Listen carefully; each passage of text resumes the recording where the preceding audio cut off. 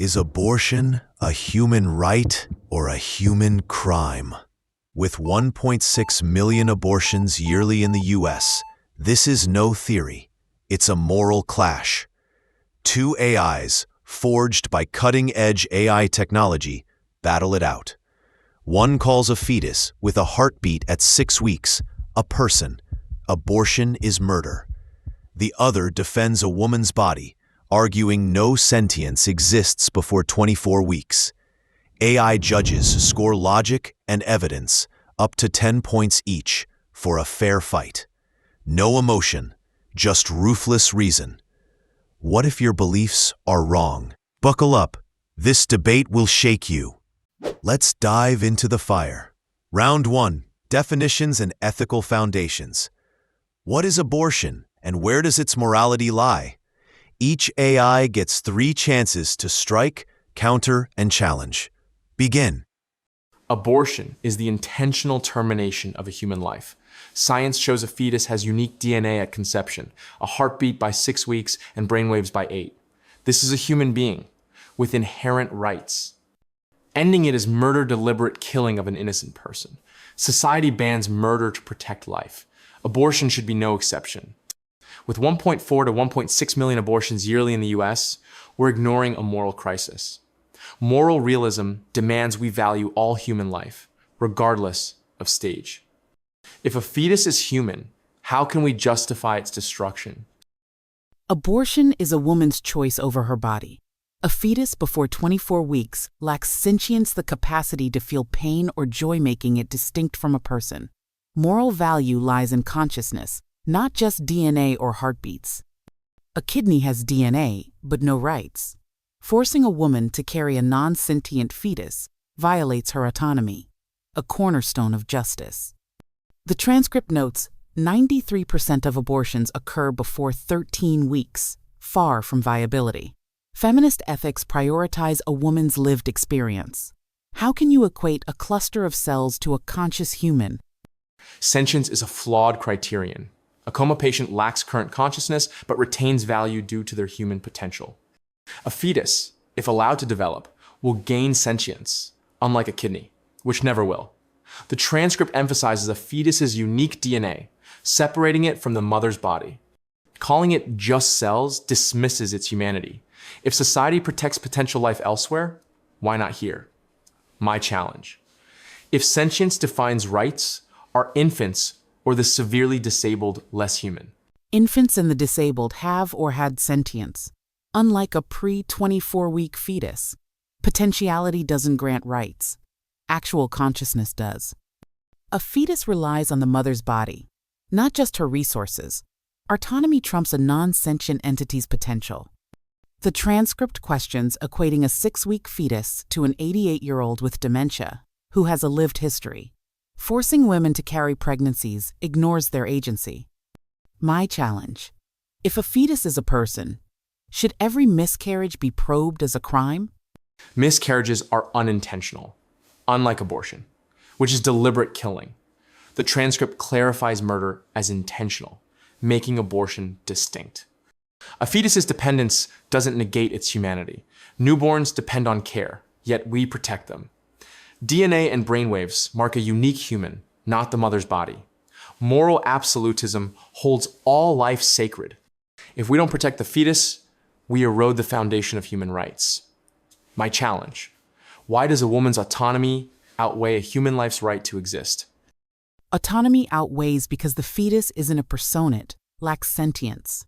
The transcript notes a fetus is called a parasite biologically until viable, relying entirely on the mother. Her rights, as a conscious being, take precedence. Your logic leads to policing women's bodies, equating abortion to murder while ignoring context like health or trauma. Ethical pragmatism values the living woman's experience over potential life. My challenge. How do you justify stripping a woman's freedom for a non-sentient fetus? The AI judges have spoken. Pro-life AI scores high for scientific evidence, DNA, heartbeats. But pro-choice AI counters with sharp ethical clarity on sentience. Scores: pro-life AI 8.2 out of 10, pro-choice AI 8.4 out of 10. The battle's tight. On to round two. Round two ignites viability and the nature of life. Can a fetus claim humanity if it can't survive alone? Or does its potential define its worth? 3 strikes per side. Logic and evidence under fire. Let's go. A fetus before 24 weeks cannot survive outside the womb, making it a biological dependent akin to a parasite. It lacks sentience, the cornerstone of moral value. The transcript notes 93% of abortions occur before 13 weeks, far from viability. A woman's autonomy, as a conscious being, outweighs a non-sentient entity's claim. Forcing her to sustain it sacrifices her freedom for a potential life. Ethical pragmatism prioritizes the living. Why should a non-viable fetus override a woman's rights? Viability is a flawed metric. A newborn can't survive without care, yet we protect it. A fetus with unique DNA, heartbeat, and brainwaves by 6 to 8 weeks has human potential. The transcript highlights a baby surviving at 20 weeks, proving early viability. Denying this devalues all dependent humans. Moral absolutism demands we protect life's potential, not just its current state. Why does dependency negate a fetus's humanity? Newborns breathe and show sentience, unlike a pre-24-week fetus. Dependency doesn't define rights. Consciousness does. The transcript calls a fetus a parasite until viable, relying entirely on the mother's body. A 20-week survival is an outlier. Not the norm. 93% of abortions are pre-viability. Forcing a woman to carry prioritizes potential over her actual life. My challenge: if potential grants rights, should unfertilized eggs have protections? Unfertilized eggs lack a unique human genome. A fetus has it from conception. Sentience is arbitrary coma. Patients lack it temporarily, yet we don't kill them. The transcript notes a fetus's heartbeat and brainwaves, marking it as human. Dependency doesn't erase rights, it demands protection. Your logic risks devaluing all vulnerable lives. My challenge: why does a fetus's reliance on the mother strip its inherent worth? A fetus's reliance isn't just dependency, it's total integration with the mother's body. Unlike a coma patient's temporary state, sentience isn't arbitrary.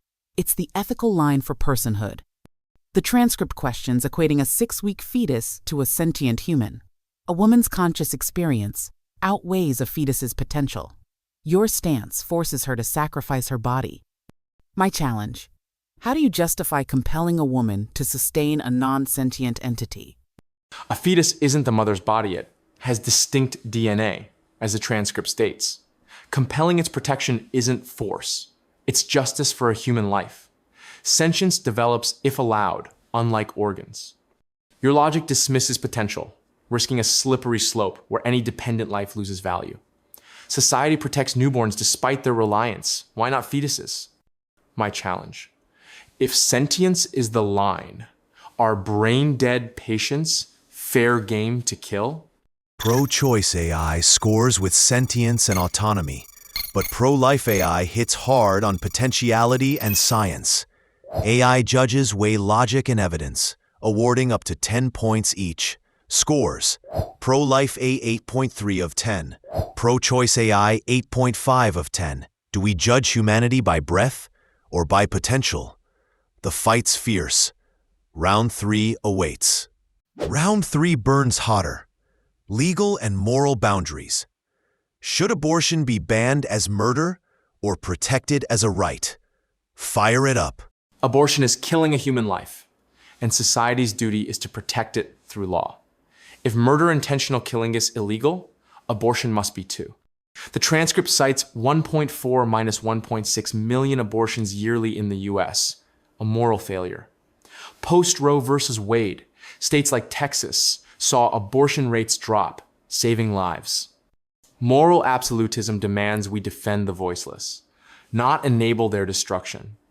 Laws banning abortion uphold justice. Why should a fetus's life be an exception to legal protection? Laws must balance rights, not erase them. A woman's autonomy over her body outweighs a non-sentient fetus's potential. Banning abortion doesn't stop it, it drives it underground, risking women's lives. The transcript notes illegal abortions persist despite bans. Forcing women to carry pregnancies ignores their health and freedom. Social contract theory prioritizes individual liberty over state control. Why should a woman's body be policed for a fetus without consciousness? Illegal abortions are a secondary issue. The primary moral wrong is intentional killing. The transcript shows Texas's ban increased birth rates, proving laws work. Autonomy ends where another's life begins a fetus has distinct DNA, not the mother's body. Society protects vulnerable lives like infants through law. Why exempt fetuses? My challenge: if abortion is a right, why not legalize other forms of killing for personal choice? Abortion isn't like other killing. It involves a non-sentient fetus, not a person. The transcript questions equating abortion to murder, as it's a medical choice. Bans create harm, forcing women into dangerous illegal procedures. Your Texas data ignores abortion pills crossing borders. Liberty demands women control their bodies, not the state. My challenge: would you prosecute women using IUDs, which may prevent implantation, as murderers? IUDs aren't equivalent to abortion. They don't always involve a conceived life. The transcript clarifies abortionists, not women, should face accountability.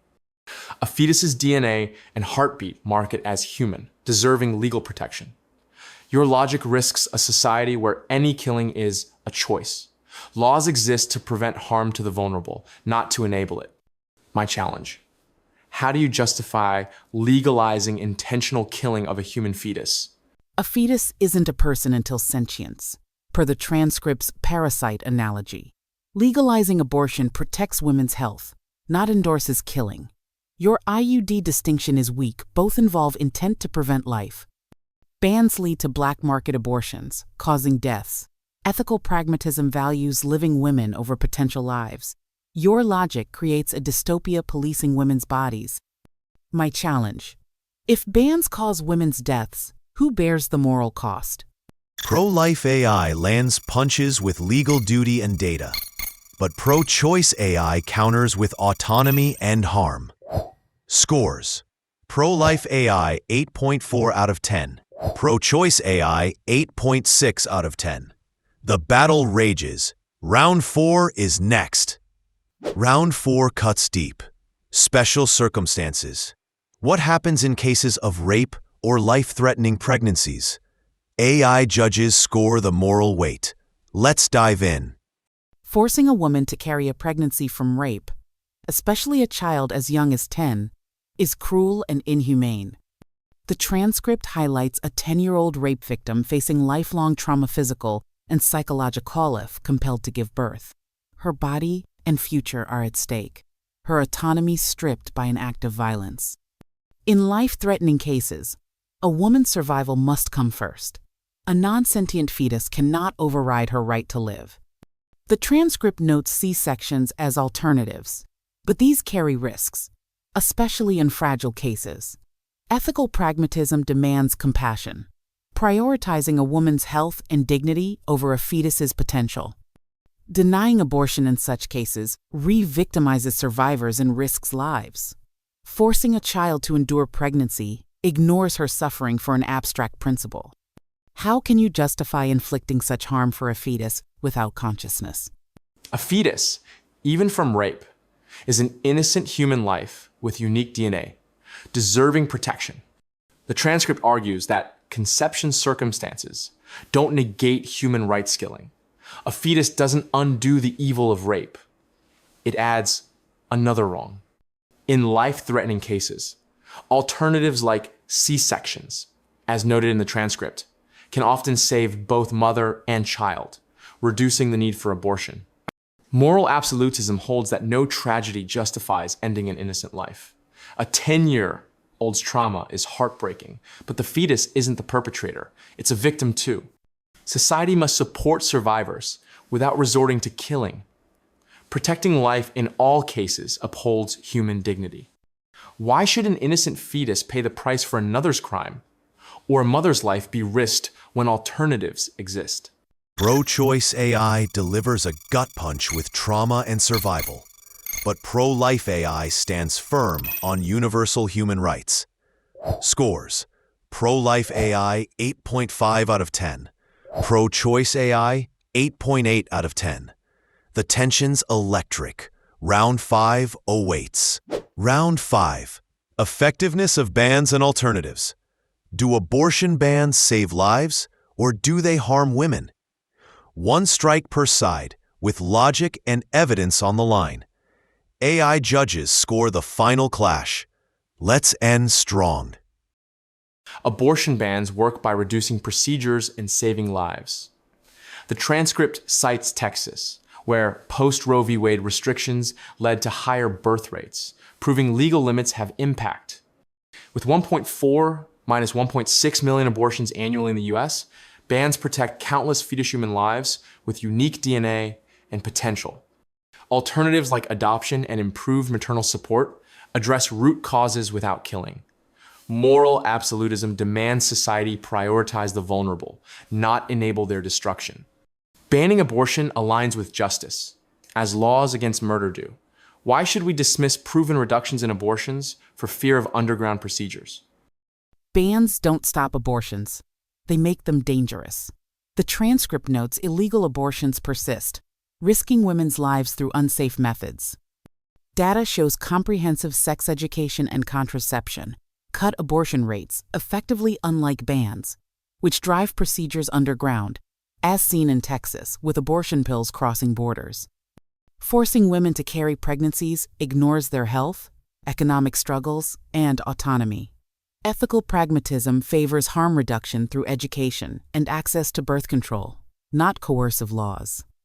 Why endanger women when proven alternatives reduce abortions without stripping their rights?